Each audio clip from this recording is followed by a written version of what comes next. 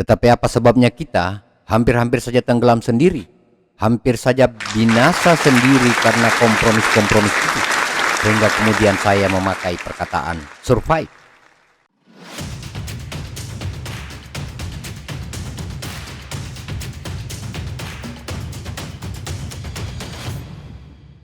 Bukan oleh karena kompromis yang kita adakan itu adalah kompromis politis. Bukan pula oleh karena kita mengadakan kompromis ekonomis. Bukan. Kompromis politis dan kompromis ekonomi dengan taktik perjuangan jitu dapat diatasi dan dilenyapkan dalam waktu yang pendek. Tetapi celakanya ialah bahwa kita pada waktu itu mengadakan kompromis dalam hal yang lebih fundamental. Kita mengadakan kompromis mental. Itu yang celaka, saudara-saudara. Kita mengira bahwa kita dapat melaksanakan dan menyelesaikan revolusi Indonesia dengan Hollandsdenken, melaksanakan dan menyelesaikan revolusi dengan alam berpikir cekokan Belanda. Kita memakai sistem liberal, kita memakai demokrasi parlementer untuk melancarkan revolusi. Kita nggelenggem dan menganggut-anggutkan kita punya kepala. Kalau orang berkata bahwa partisan system adalah perlu untuk menjalankan demokrasi, kita menerima multi-partai sistem sebagai satu kesenangan. Kita malahan sampai menganggap partai kecil-kecil, partai gurem sebagai mouthpiece of democracy, corong-corongnya demokrasi katanya. Semua itu katanya demi revolusi. Semua itu katanya untuk kepentingan revolusi. Revolusi apa? Ya, revolusi apa? Revolusinya kaum yang keblinger oleh buku-bukunya Thorbecke dan Kranenbach dan Van Kant dan entah siapa lagi.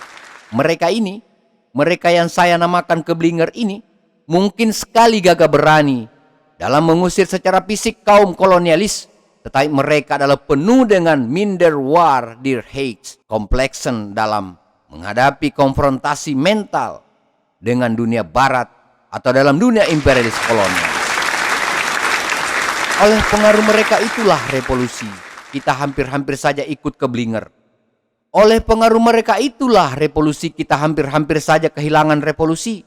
Oleh pengaruh mereka itulah revolusi kita hampir-hampir saja musnah sama sekali sebagai revolusi dari muka bumi. Oleh pengaruh mereka itulah revolusi kita disebutkan oleh seorang penulis Belanda, Een Revolutie op Drift, satu revolusi kleyor-kleyor, satu revolusi tanpa arah.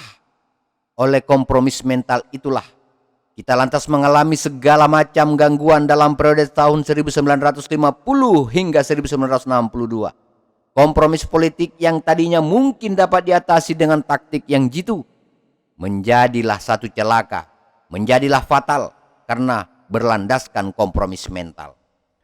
Kompromis finansial ekonomis menjadi satu celaka yang fatal karena berlandaskan kompromis mental. Divide ad impera Belanda dapat berjalan terus karena kompromis politik itu berlandaskan kompromis mental. Penggarukan finansial ekonomi kekayaan Indonesia oleh Belanda berjalan terus karena kompromis finansial ekonomis ini berlandaskan kompromis mental. Coba saudara-saudara, tahukah saudara-saudara bahwa misalnya keuntungan bersih yang dibuat oleh Belanda dari Indonesia antara tahun 1952 dan tahun 1956 adalah melebihi banyaknya keuntungan bersih dalam 4 tahun sebelum perang. Ini celakanya kompromis mental, saudara-saudara. Tetapi alhamdulillah Tuhan menolong. Lalu kita bangkit, lalu kita menggeledekkan kita punya stop kepada segala penyelewengan mental itu. Lalu kita suruh buang jauh-jauh segala alam pikiran liberalisme. Lalu kita dengungkan semboyan baru, yaitu demokrasi terpimpin.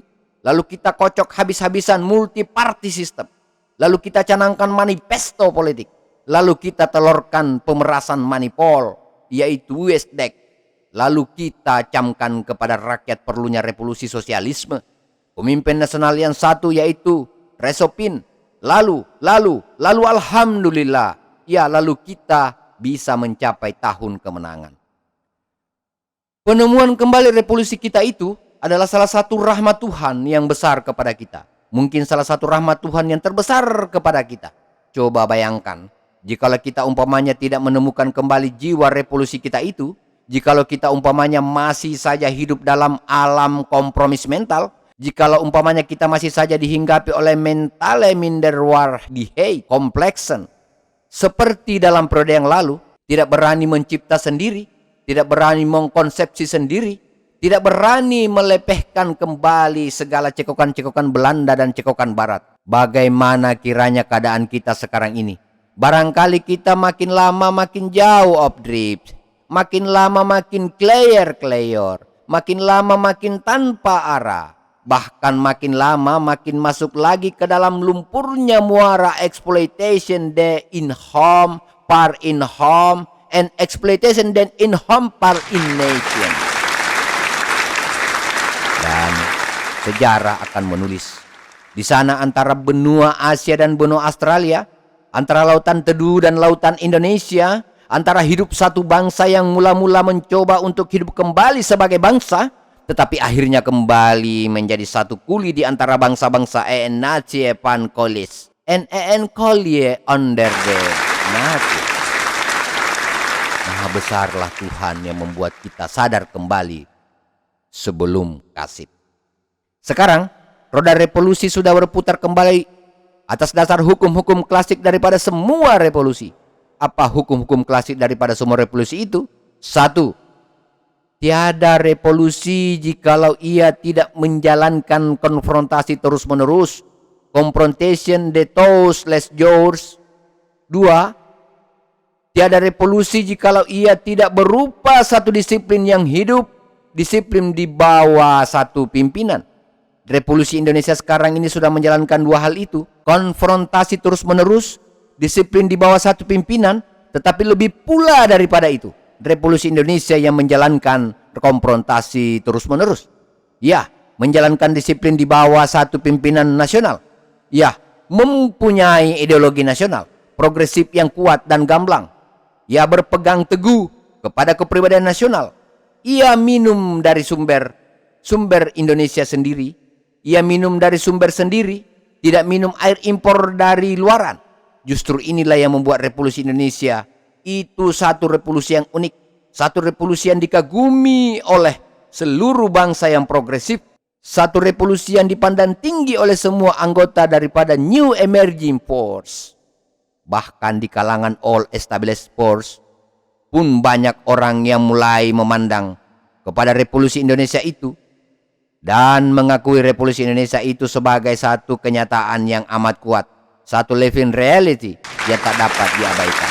Saudara-saudara, tadi saya katakan bahwa revolusi Indonesia kini sudah menginjak pada satu fase baru dan bahwa ia sudah mulai menuju kepada sasarannya. Tahun yang lalu dalam pidato tahun kemenangan sudah saya singgung bahwa revolusi Indonesia sudah menaik kepada tingkat self-propelling growth. Kita maju atas dasar kemajuan, kita mekar atas dasar kemekaran.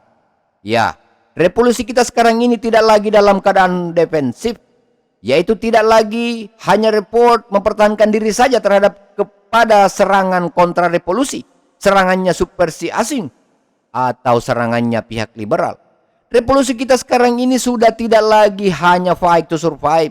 Revolusi kita sekarang ini sudah berjuang untuk mencapai kemajuan-kemajuan secara positif, kemajuan-kemajuan yang bisa menjadi modal dan batu loncatan untuk kemajuan-kemajuan bagi hari yang berikut. Inilah arti self-propelling growth. Inilah arti self-generating growth. Inilah arti maju atas dasar kemajuan. Inilah arti mekar atas dasar kemekaran.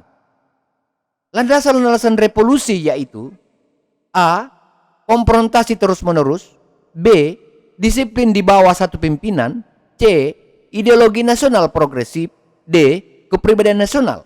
Landasan-landasan itu tidak lagi perlu kita perjuangkan lagi.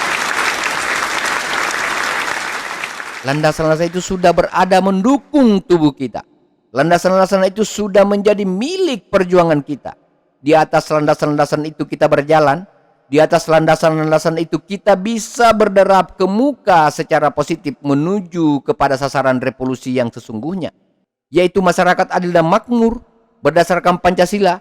Tidak lagi seperti dulu waktu kita tidak berderap maju, melainkan hari-hari kita cuma mengobat-abitkan saja pandang ke sekeliling kita saja secara defensif untuk mempertahankan diri kita terhadap serangan musuh. Tidak lagi seperti dulu, tak kala kita punya kegiatan sehari-hari melulu hanyalah fight, alive, and death struggle to survive.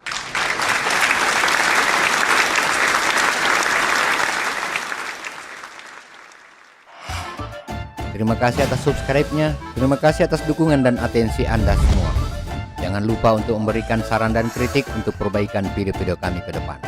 Wassalamualaikum warahmatullahi wabarakatuh. Thank you.